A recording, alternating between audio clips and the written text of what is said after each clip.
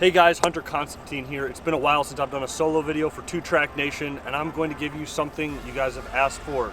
You've wanted a walk around of the GMC with the new mod cap installed, and today, we're not going to give it to you. We're going to do a review of the GX550.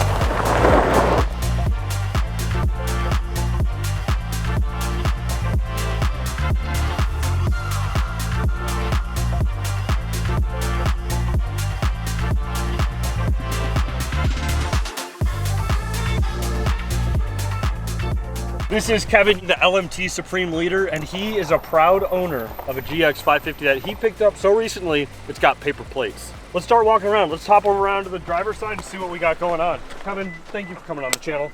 Of course. Let's talk about what upgrades we have on this vehicle. What immediately did you do to this? First week I had it, Kings. Nice. Cleared it for 35s. It's real easy. Just remove some brackets and push the front fender liner a little bit forward, and that's it.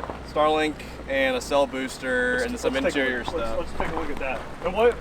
There's something with an offset on these wheels with this car, not to poke out and not to rub, right? Yeah, you want plus 35 is ideal, plus 25, which is what this is the absolute maximum you want. Otherwise, you start running into the fender in your up travel. Cool. And then you got this whole crazy little mount up here. So you've got, is it Starlink Mobile? Yeah, it's a Starlink Mini, and then the bracket on the back half for a UHF antenna. And the cell booster, I made that. So it's just a whole comms mass on the back. Cool. Paper plates, pretty good. And then, look at that, auto trunk, luxury. You've kitted the inside of this out a little bit. A little bit, yeah. Okay, so explain to us what we have here. We got some Molly panels, we got like a dog divider. Yeah, so up on top we have this Molly system from Victory 4x4, and then on the front of it I made that divider for all my dogs, just to keep all the dog hair out. So business in the front, party in the back. One thing about Kevin's GX is it's got that dog in it. Got that dog. Yeah. A bunch of other random stuff in here just for the range. Got my cooler. Got some chips, got some drinks. But yeah, having some extra storage up here is great because you can tuck jackets in here, other bags. Is that a flare? What is that? Fire extinguisher? The fire extinguisher. You got some layering tucked away in here too. This is for your WeBoost and Starlink right here? Yeah, everything's just tied in right there for now. Yeah, WeBoost, the UHF antennas right there. Yeah. Really cool. Let's check out the front. This is my favorite angle of the truck. I mean, just look at it. Just take a look at it. Look at this. Oh, would you look at this? Okay, 3,500 miles in, new GX owner who's actually using it. We flexed it like a little bit yesterday because he's afraid of scratching it. And what are some of your experience with it? What have you noticed? What have you liked? What have you disliked? If someone's looking at spending $100,000 on an SUV, what should they know about it? Well, it's not $100,000, but I drove all the way to Maryland to pick this thing up at MSRP. But at MSRP, I think it's a great vehicle. There's really nothing else quite like it. Land Cruisers are almost about the same price, and this has a lot more than that. Greater engine, bigger rear end. A lot of the stuff from the 300 series Land Cruiser, but on a 250 series size chassis. Drives a lot like a truck because it is a truck, body on frame. Gas mileage is not so great, especially on the 35s. I'm almost scared to say it. Say it. Can't be worse than a truck. Good day, well, on a good day, like 14 maybe. On the highway, like 17. Plenty of power though. Definitely a lot more than like a 250 Land Cruiser. What are some things you don't like about it? There's got to be something. Tank is small. The tank is really small. Gas tank. Yes.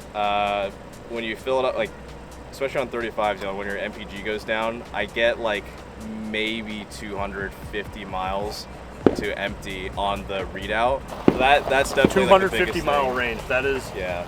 The first major modification I'm gonna do, other than the Kings and the 35 and all their shit, is the fuel system, or fuel tank. I mean auxiliary tank, just so I don't have to spend so much time at the pump anymore. Would you buy this again? Yeah, 100%. Would you pay more than MSRP for it? Out of principle, no. Is it worth MSRP and maybe like an extra, a little bit more? It depends on you. In my mind, yeah, it is. And everyone complains about car prices and stuff, but they're comparing to like pre-COVID prices. Things have dramatically changed. I don't know another vehicle in this class at that price point. I mean, other comparables are Land Rover Defenders, G-Wagons, like. Yeah, this thing is super plush on the inside here. We'll cut to like some B-roll of like these nice leather seats and the steering wheel and all these little features that it packs in here. Because the one thing about the Lexus GX is that you get to wheel in luxury. So if you're crawling around Moab, it's 100 degrees, you get your butt cooled. And massaged. And massaged. There's massagers in here? Yeah, dude. That's awesome. So this is a luxury vehicle that happens to be off-road capable. More than off-road capable. So probably the most off-road capable right out the gate. Yeah. Very few exceptions. You got double locks, right? Yeah, center and rear lockers, yes. Center and rear lock. Yeah. And some of the key differences, though, like I was saying earlier about, a lot of people say, well, it's a Prado, it's a 250 series Land Cruiser. The GX has a lot of the parts from the 300 series, so the rear end and the motor are the same offerings that you can get on the 300 full-size Land Cruisers in Australia. So I mean, if you're buying a Toyota Land Cruiser, it is a true Prado. You can't get all those other heavy-duty stuff, but on this you can. Cool. Do you want to trade? Trade? I'll give you the GMC. 176,000 miles. Let me think about it. Look at us, just a couple of dudes sitting cockpit. Let's talk about some of these features. We got this nice big screen. This is also digital. Correct. Double screened up. Got a little phone mount. You made this, didn't you? I did, yeah. Kevin's such an engineer. He's too lazy to hardwire it yet. Yeah. But he's new. It's a new owner. Let's talk about this right here and everything that you got. I like this. Yeah, the camera is really cool. Once it stops rotating, I can show you. But see how typically underneath the car, it just has a black box because the cameras can't see there. But when we roll forward, so see how it turns, it records what's there and overlays the image. So if you're we are invisible, a large rock, you can place it exactly under your tire. And it happens the same in reverse too, yeah? Correct, yeah. We got heated, cooled seats, heated steering wheel. Everything's controlled by what's called a climate concierge. So once you have it on auto, it automatically will control your seat, steering wheel, and everything to adjust to the temperature that you set it for. This is basically like a pseudo hard button kind of thing. This is always here, no matter what you do, and this is really your screen. Some people don't like that. I find it to be personally fine. I don't need like the screen to be dimensionally larger this way. I will say one thing I love is having tactile adjustments for the temperature. Yeah. And volume. And volume. In my Prius, what do we got? Wish I could get on my Prius, it is just like buttons that I have to click, and it's not tactile, and it annoys me so much. So just having your volume and then temperature on a nice tactile knob, I love getting knobby. Love touching knobs. But yeah, what do we got here? We got CarPlay. Yeah, so the CarPlay, this is Lexus's own like navigation native system. GPS. I don't really use anything outside of the CarPlay. This is all the different settings. So in here, turn your massage seats on. Oh shit. So. Lord, I'm about to bust. There's all the different driving assist controls. What kind of driving accessories does this have? I'm assuming like adaptive cruise control. Yeah, so it has adaptive cruise control and lane keeping. It's pretty good. It's almost like I think it's called level 2 self-drive. So as long as you keep your hand on the wheel, it'll brake, it'll keep you in the lane. To the point where if you just did the thing with old Teslas where you put a weight on the steering wheel, it would essentially drive itself on the freeway. Under 25 miles an hour, you can let go of the steering wheel. So, and it'll be told. So in traffic, will it stop at stoplights and stop signs? No. It works off other vehicles. Got it. Okay. Mm-hmm. This is the most weird little area on the dash for me right here. Is this space? I feel like it wasn't utilized by Lexus properly. Like I feel like there's probably hollow under here, and all it is. So yeah, this is a big point of contention amongst people looking at the GX. That is all it is. It is just a 12-volt plug. Before I had my phone here, and I didn't have that plugged in, it was a good place for your phone, but it doesn't charge or anything.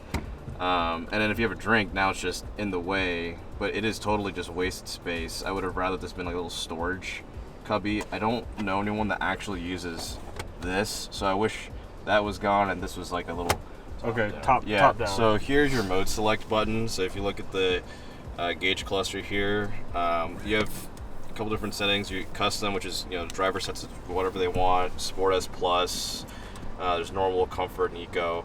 It's just really changing the throttle response and the fake noise that's plumbed in through the speakers.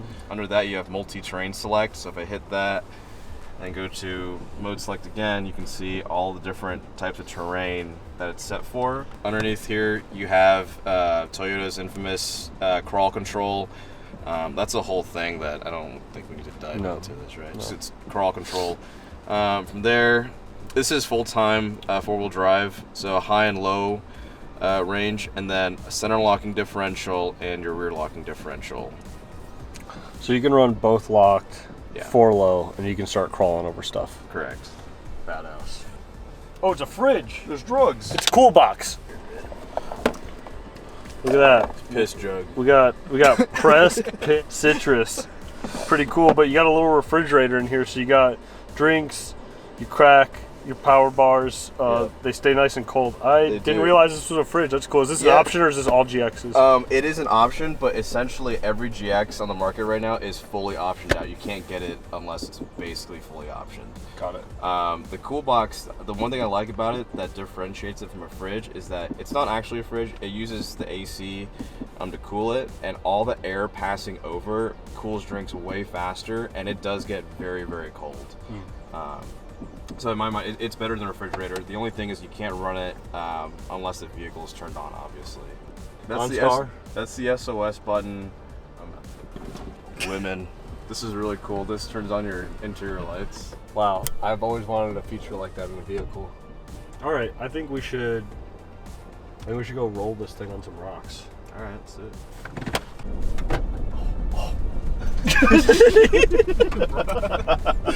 I will say this massage seat's really nice.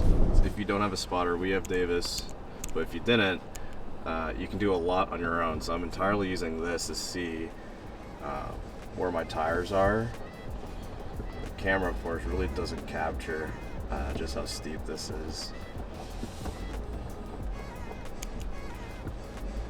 Oh, this is soft. Yeah, it is.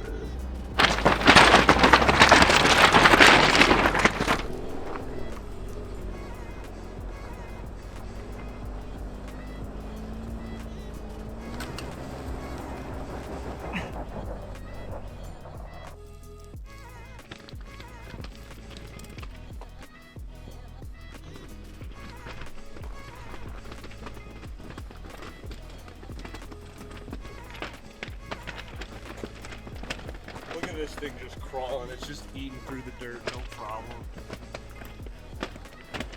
Flex. Hell yeah. Oh!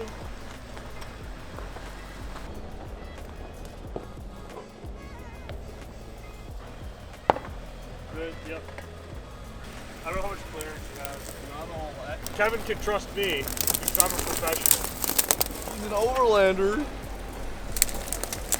Yep, there's a little rock there, don't worry about it. Okay, hug right.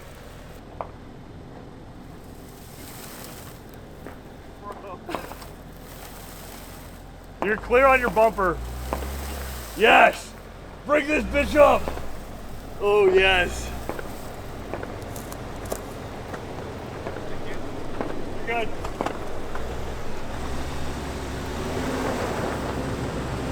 Come on, Alexis! Yes! Yes! Yes! Yes! Cut right, cut right, cut right. Yes! We're crawling, boys! Hell yeah, dude.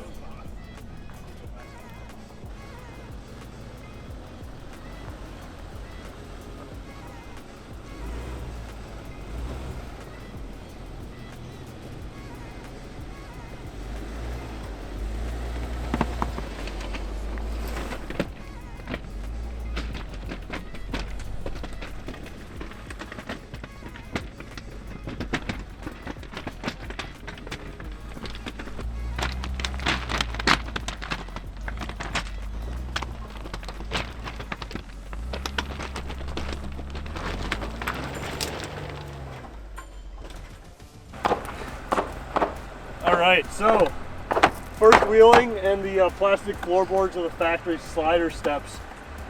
You can option rock rails. I haven't got around to that. Good as new. Pretty fun though. I mean, like, we're very limited as to what we can do where we're at right now, but that super soft, silty dirt really tests this vehicle's traction control and how it can displace that power around the vehicle to get through it. Right. It's pretty cool. Yeah, we just need a little bit more clearance in the front, so I can't wait to see what type of aftermarket support these things are going to have because they just released, so in about a year or two, we're going to see a lot of cool options out there, and we'll be rocking and rolling. Sir. Cool. Thank you, Kevin. Of course. The LMT Supreme Leader. Two Track Nation.